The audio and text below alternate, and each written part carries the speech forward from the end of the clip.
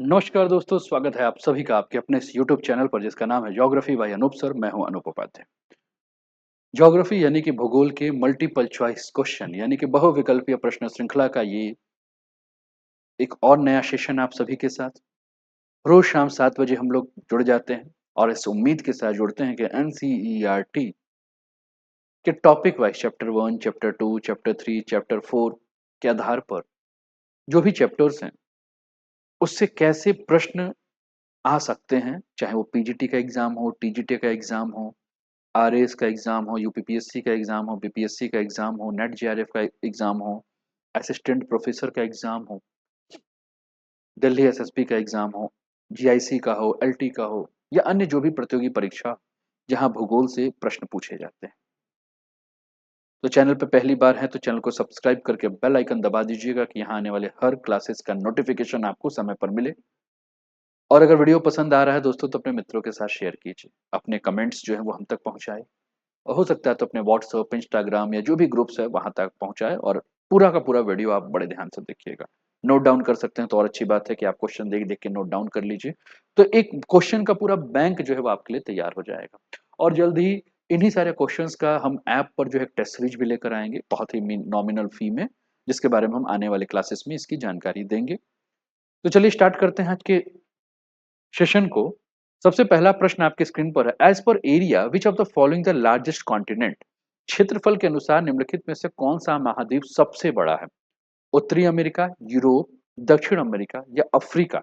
ठीक। तो दोस्तों क्षेत्रफल के हिसाब से अगर हम बात करें तो क्षेत्रफल के हिसाब से जो सबसे बड़ा महाद्वीप है वो अफ्रीका है। अफ्रीकन कॉन्टिनेंट जो है वो सबसे बड़ा है।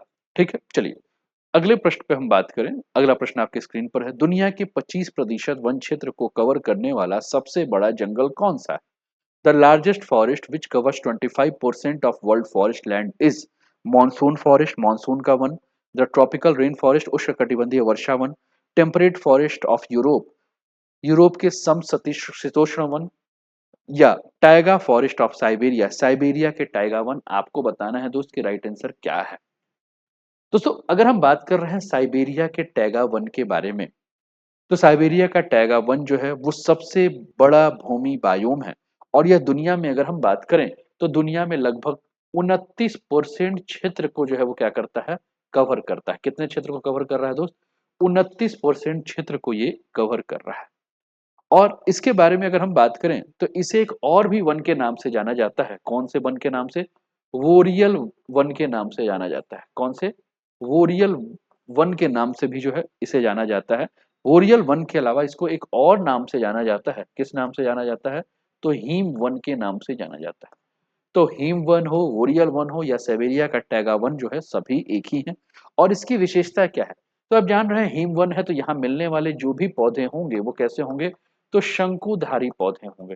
कैसे पौधे होंगे दोस्त? शंकुधारी। शंकु का मतलब कोन के आकार पर होंगे। इस प्रकार से पौधे आपको यहाँ देखने को मिलेंगे। ठीक है ना? अच्छा, शंकुधारी वनों के बारे में बात कर रहे हैं तो आप जान रहे हैं कि इसमें कैसे पौधे मिल सकते हैं। तो यहाँ आपको चीड़ के पौधे मिल सकते हैं, स्प्रूस के, लार्ज के। ठीक है। अच्छा, सबसे ज्यादा विस्तार कहाँ मिलेगा? तो दोस्तों टैगा वन के बारे में बात करें तो सबसे ज्यादा विस्तार आपको पूरे अगर हम बात करें विश्व में तो सबसे ज्यादा ये आपको वन कनाडा में और रूस में जो है, ये दो जगह ऐसा है जहां आपको साइबेरिया के टैगा वन का विस्तार जो है वो सर्वाधिक देखने को मिलेगा। चलें आगे बढ़ते हैं। अगला प्रश्न है, a drainage pattern where a river is joined by its tributaries approximately at right angle is. एक जल निकासी पैटर्न जहां एक नदी अपनी सहायक नदियों से लगभग समकोण पर मिलती है उसे क्या कहा जाता है? किस प्रकार की आकृति बनाती है? ड्रेनेज से प्रश्न है ना, ड्रेनेज पैटर्न से प्रश्न है। आयताकार, वृक्षाकार, रेडियल या ट्रेलिस। ठीक है ना? तो दोस्तों ध्यान रखिएगा, जब फिर से प्रश्न को देखिएगा, एक जल निकास पैटर्न जहां एक नदी अपनी सहायक नदियों से लगभग समकोण पर मिलती है। तो लगभग समकोण पे अगर मिलेगी तो कैसी आकृति बनाएगी? तो लगभग तो ये जाली नुमा यानी कि ट्रेलिस बनाएगी। कैसी बनाएगी? जाली नुमा आकृति बनाएगी। ठीक, जैसे कि मान लीजिए ये समकोण पे ऐसे मिल रही। ठीक है ना? तो कैसी आकृति बना रही है? जालीनुमा। ठीक।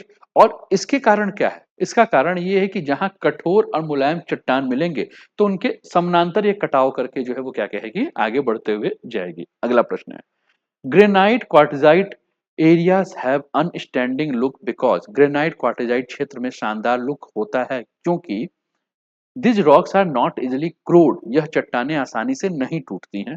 मैकेनिकली वेदर्ड फास्टर, यांत्रिक रूप से तेजी से घिसती हैं। नॉट इजिली worn डाउन, आसानी से नहीं घिसती। These rocks are resistant to all kinds of erosion, यह चट्टानें सभी प्रकार के क्षरण से अपनी रक्षा करती है। आपको बताना है राइट आंसर क्या है। दोस्तों अगर हम बात कर रहे हैं किसकी, ग्रेनाइट क्वार्टजाइट के बारे में, तो ग्रेनाइट में क्वार्ट्ज की मात्रा जो है बहुत अधिक होती है, और अगर क्वार्ट्ज की मात्रा बहुत अधिक है तो अपक्षय के प्रति जो है ये बहुत रोधी खनिज है, बहुत रेजिस्टेंट खनिज है किसके, इरोजन के प्रति। और इसी तरह क्वार्टजाइट जो है, इसमें इस क्वार्टजाइट के बारे में कहा जाता है कि क्वार्टजाइट की जो कठोरता है वो स्टील से ज्यादा है, इसलिए आसानी से नहीं घिसती है और सीधे खड़े जो है वो रहती है।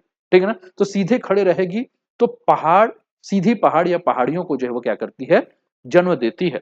तो कुल मिलाकर अगर हम बात करें तो आसानी से नहीं घिसती, सी जो है वो आपका राइट आंसर होगा। अगला प्रश्न है, which one of the following describe the lithosphere, निम्नलिखित में से कौन सा लिथोस्फियर का वर्णन कर रहा है। क्रस्ट एवं कोर, ठीक है ना, क्रस्ट और core, upper and lower mantle, mantle और core, crust and upper mantle. आपको बताना है कि राइट आंसर क्या है। दोस्तों लिथोस्फीयर के बारे में अगर हम बात करते हैं तो भूपर पट्टी जो ऊपर का क्षेत्र हमें देखने को मिलता है, तो इसमें हमें क्या देखने को मिल रहा है, क्रस्ट और मेंटल आपको देखने को मिल रहा है। क्रस्ट और ऊपरी मेंटल जो है वो मिलकर क्या बना रहे हैं, लिथोस्फीयर का जो है वो निर्माण कर रहे हैं। तो डी जो है वो क्या है आपका राइट आंसर है। चलिए अगला प्रश्न है, as per area which of the following the largest continent, ठीक है, सेम क्वेश्चन रिपीट हो गया है। ठीक, तो अफ्रीका जो है राइट आंसर है। अगला प्रश्न है, प्रश्न रिपीट हो रहे हैं।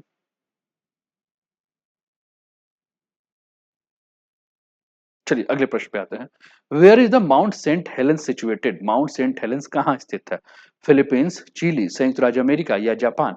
आपको बताना है कि राइट आंसर क्या है, ए बी सी या डी में से आपको सही उत्तर बताना है। प्रश्न क्या है, प्रश्न है माउंट सेंट हेलेंस कहाँ स्थित है। आपको बताना है माउंट सेंट हेलेंस कहाँ स्थित है, ए बी सी या डी, फिलीपींस, चिली, यूएसए या जापान। ठीक, तो दोस्तों माउंट सेंट हेलेंस हमें कहाँ देखने को मिलेगा, यूनाइटेड स्टेट्स ऑफ अमेरिका, है ना, ये जो है वो क्या है आपका राइट आंसर है। ठीक है, अगला प्रश्न है, एक दिन तब जोड़ा जाता है जब कोई व्यक्ति, a day is added when crosses, भूमध्य रेखा को उत्तर से दक्षिण की ओर पार करता है, crosses the equator from north to south, the equator from south to north, भूमध्य रेखा को दक्षिण से उत्तर की ओर पार करता है। तीसरा, 180 degree longitude from west to east, पश्चिम से पूर्व की ओर 180 डिग्री देशांतर। और चौथा क्या है, 180 degree longitude from east to west, पश्चिम से पूर्व की ओर, या ईस्ट टू वेस्ट है ना, तो हाँ पूर्व से पश्चिम की ओर 180 डिग्री देशांतर। ठीक है, पहला क्या है, पश्चिम से पूर्व, दूसरा क्या है, पूर्व से पश्चिम। आपको बताना है कि राइट आंसर क्या है। तो दोस्तों जिन्होंने भी कहा बी, यानी कि भूमध्य रेखा को दक्षिण से उत्तर की ओर पार करना, ठीक है, तो इसे हम क्या कहें, तो एक अंतर्राष्ट्रीय तिथि के बारे में अगर हम बात कर रहे हैं, ठीक, तो एक अंतर्राष्ट्रीय तिथि क्या है कि पूर्व से जब हम पश्चिम की ओर चलते हैं, ठीक, तो 180 डिग्री जैसे ही हम पार कर लेते हैं, ठीक है ना, तो पूर्व से पश्चिम, जैसे कि मान लीजिए कि यहाँ आपका 0 डिग्री, और 0 डिग्री से जैसे इधर की तरफ आप जा रहे हैं तो आप जान रहे हैं कि समय बढ़ रहा है, इधर के जा रहे हैं तो समय जो है घट रहा है। लेकिन इस जीरो के जस्ट पीछे अगर हम बात कर रहे हैं, तो इस जगह पर हम अगर पार कर रहे हैं तो क्या हो रहा है, एक दिन आपका जो है वो या तो घट जाएगा या एक दिन जो है वो आपका बढ़ जाएगा। तो अंतरराष्ट्रीय तिथि रेखा को पूर्व से जब हम पश्चिम की तरफ कोई यात्री पार करता है तो 24 घंटे जो है वो हमें क्या देखने को मिलता है, घटते हुए। और पश्चिम से अगर पूर्व की तरफ आता है तो 24 घंटे जो है हमें बढ़ते हुए या जुड़ते हुए देखने को मिलता है। ठीक, अगला प्रश्न आपके स्क्रीन पर ये है, black forest mountain in situated in, black forest पर्वत कहाँ स्थित है, यूक्रेन, फ्रांस, रूस या जर्मनी। आपको बताना है कि राइट आंसर क्या है। तो जर्मनी जो है वो बिल्कुल सही है, जर्मनी में आपको क्या देखने को मिलेगा, ब्लैक फॉरेस्ट देखने को मिलेगा। अगला प्रश्न है, what process takes place during the youthful stage of a river, नदी के युवा अवस्था के दौरान कौन सी प्रक्रिया होती है, वैली डीपनिंग, घाटी का गहरा होना, दूसरा वैली वाइडनिंग, घाटी का चौड़ा होना, तीसरा मिंडरिंग, घुमावदार होना, या रिवर रिजोनेटिंग नदी का कायाकल्प होना आपको बताना है कि राइट आंसर क्या है। तो दोस्तों जब नदी अपने युवा अवस्था में रहती है तो उसका वेग जो है, उसका प्रवाह जो है बहुत तेज होता है और इस अवस्था में ढलान और चैनल पे जो है वो बहुत तीव्रता के साथ आगे बढ़ती है। तीव्रता के साथ आगे बढ़ती है तो ऊर्ध्वाधर यानी कि वर्टिकल कटाव ज्यादा करती है, तो इसलिए जो है गहराई जो है वो क्या होती है, बढ़ती है। तो घाटी जो है वो क्या होता है आपका, गहरा हो जाता है। ठीक है, क्लियर है, चलें आगे बढ़ते हैं। तो ये रहा दोस्तों आज का वीडियो। उम्मीद कर रहा हूं कि ये प्रश्न आपको पसंद आए होंगे। तो रोज शाम 7 बजे आप हमारे साथ जुड़ जाइए प्रश्नों के श्रृंखला में और प्रैक्टिस जो है अपनी ज्योग्राफी के प्रश्नों की करते रहिए। अपने विचार को हमें कमेंट तक पहुंचाइए और अपने मित्रों तक जो है वो इस लिंक को ज्यादा से ज्यादा शेयर कीजिए। अपना ध्यान रखिए। जय हिंद, जय भारत।